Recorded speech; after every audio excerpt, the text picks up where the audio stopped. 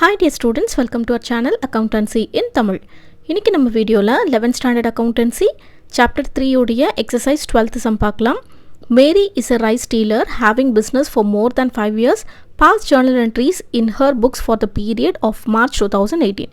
March 1 rice bags bought on credit from CB 20,000 rupees. So sum போடுறதுக்கு முன்னாடி full சம்மையும் ஒரு தடவை படித்து பார்த்துட்டு சம் போட ஸ்டார்ட் பண்ணுங்கள். அண்ட் ஃபர்ஸ்ட் வந்து இந்த மாதிரி ஃபார்மேட் கரெக்டாக எழுதிக்கோங்க. இந்த books of Mary journal entries date particulars LF debit credit rupees போட மறந்துடாதீங்க. இப்போ டேட்டில் 2018 March 1 அப்படின்னு போட்டுக்கலாம். இப்போ first entry rice bags bought on credit from CB 20,000 rupees அப்படின்னு சொல்லியிருக்காங்க. ஸோ ரைஸ் பேக்ஸ் வந்து சிபி கிட்டேருந்து பர்ச்சேஸ் பண்ணியிருக்காங்க, கிரெடிட்டுக்கு தான் பர்ச்சேஸ் பண்ணியிருக்காங்க. So purchase account debtor to CB account அப்படின்னு வரணும். இப்போ நம்ம கேஷ் கொடுத்து பர்ச்சேஸ் பண்ணியிருந்தோம் அப்படின்னா purchase account debtor to cash அக்கௌண்ட்டுன்னு போடுவோம் இல்லையா. இப்போ நம்ம கிரெடிட்டுக்கு பர்ச்சேஸ் பண்ணியிருக்கோன்றதுனால சிபி அக்கௌண்ட்டுன்னு வரணும். யார்கிட்டேருந்து பர்ச்சேஸ் பண்ணுறோமோ அவங்களோட நேமை வந்து மென்ஷன் பண்ணணும். அண்ட் அமௌண்ட் பார்த்தீங்கன்னா 20,000 rupees டெபிட் அண்ட் கிரெடிட்டில் போட்டுருங்க. And narration being rice bags purchased on credit அப்படின்னு எழுதிக்கோங்க. Next March 2 electricity charges paid through net banking rupees 500. So electricity charges வந்து நம்ம பே பண்ணியிருக்கோம், நெட் பேங்கிங் வழியாக பே பண்ணியிருக்கோம். ஓகேவா? அப்போது நெட் பேங்கிங்னு வந்தாலே நம்ம என்ன அக்கௌண்ட்டுன்னு எடுப்போம், பேங்க் அக்கௌண்ட்டுன்னு எடுப்போம் இல்லையா. So electricity charges account debtor to bank account. Electricity charges அப்படின்றது என்னது, நமக்கு எக்ஸ்பென்ஸ். ஓகேவா? எல்லா எக்ஸ்பென்ஸையும் நம்ம என்ன பண்ணுவோம், டெபிட் பண்ணுவோம். So electricity charges account debtor to bank account. பேங்க்லேருந்து கேஷ் வந்து வெளியே போகுது இல்லையா, அதனால bank account, bank is the giver. ஓகேவா? அண்ட் அமௌண்ட் பார்த்தீங்கன்னா 500 rupees போத் டெபிட் அண்ட் கிரெடிட்டில் என்டர் பண்ணிவிடுங்க. Narration being electricity charges paid through net banking அப்படின்னு எழுதிக்கலாம். Next March 3 return goods bought from CB 5,000. அதாவது 20,000 rupeesக்கு நம்ம சிபி கிட்டேருந்து கிரெடிட்டுக்கு பர்ச்சேஸ் பண்ணியிருந்தோம் இல்லையா, அதில் 5,000 rupees வர்த் கூட்ஸை வந்து நம்ம என்ன பண்ணுறோன்னா ரிட்டர்ன் பண்ணுறோம். ஓகேவா? So CB account debtor to purchase return account அப்படின்னு போடணும். ஏன் அப்படின்னா இப்போ பர்ச்சேஸ் நம்ம பண்ணோம் அப்படின்னா நம்ம என்ன பண்ணுவோம், பர்ச்சேஸ் அக்கௌண்ட்டை நம்ம டெபிட் பண்ணுவோம் இல்லையா, பர்ச்சேஸ் அக்கௌண்ட் டெப்டார் அப்படின்னு போடுவோம். இப்போ நம்ம பர்ச்சேஸ் பண்ணதை ரிட்டர்ன் பண்ணுறோம், அப்போ அதுக்கு ஆப்போசிட் என்ட்ரி வந்து போடணும். அதாவது நம்ம பர்ச்சேஸ் வந்து டெபிட்டில் போட்டோம் இல்லையா, இப்போ பர்ச்சேஸ் ரிட்டர்ன் வந்து கிரெடிட்டில் போடுறோம். So CB account debtor to purchase return account அப்படின்னு போடணும். டெபிட் அண்ட் கிரெடிட்டில் 5,000 rupeesனு போட்டுருங்க.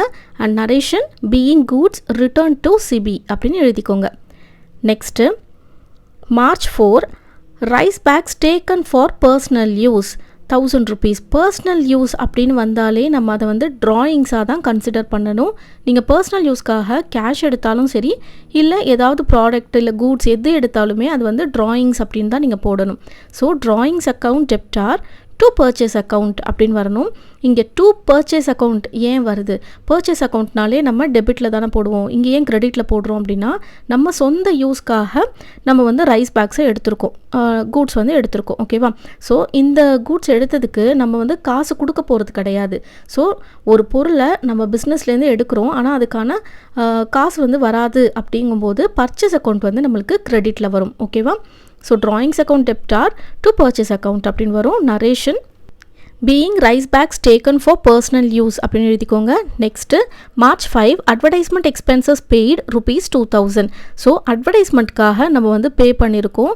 ஸோ அட்வர்டைஸ்மெண்ட் அப்படின்றது நம்மளுக்கு எக்ஸ்பென்ஸ் தான் இல்லையா, எக்ஸ்பென்ஸ் நம்மளுக்கு டெபிட்டில் தான் வரும். So advertisement account debtor to cash account. Cash account ஏன் கிரெடிட்டில் வருது, பிகாஸ் கம்பெனிலேருந்து கேஷ் வந்து வெளியில் போகுது. ஓகேவா? ஸோ டு கேஷ் அக்கௌண்ட் அப்படின்னு எழுதிக்கோங்க. Amount 2,000 rupees both debit and கிரெடிட்டில் எழுதிடுங்க. And narration being advertisement expenses paid அப்படின்னு எழுதிக்கோங்க. Next March 6 goods sold to Mano 20,000 rupees. இங்கே வந்து கூட்ஸ் வந்து மனோக்கு சேல் பண்ணியிருக்கோம், ஆனால் கேஷ்க்கு சேல் பண்ணியிருக்கோமா கிரெடிட்டுக்கு சேல் பண்ணியிருக்கோமா நீங்கள் மென்ஷன் பண்ணவே இல்லை. ஸோ கேஷுக்கு சேல் பண்ணியிருக்கோம் அப்படின்னா கண்டிப்பாக அங்கே கேஷ் அப்படின்ற வேர்டு வந்து மென்ஷன் பண்ணியிருப்பாங்க. ஸோ இது வந்து கிரெடிட் சேல் தான். So Mano account debtor to sales account அப்படின்னு போடணும். ஸோ இந்த இடத்துல உங்களுக்கு ஒரு கன்ஃபியூஷன் வரும், இதை கேஷாக எடுக்கணுமா இல்லை க்ரெடிட்டாக எடுக்கணுமா அப்படின்னு சொல்லிட்டு. இது வந்து க்ரெடிட்டாக தான் நீங்கள் எடுக்கணும். கேஷ் சேல்ஸ் அப்படின்னா கண்டிப்பாக கேஷ் அப்படின்ற வேர்டு வந்து அங்கே மென்ஷன் ஆகிருக்கும். ஓகேவா? இப்போ 20,000 rupees டெபிட் அண்ட் க்ரெடிட்டில் எழுதிக்கோங்க.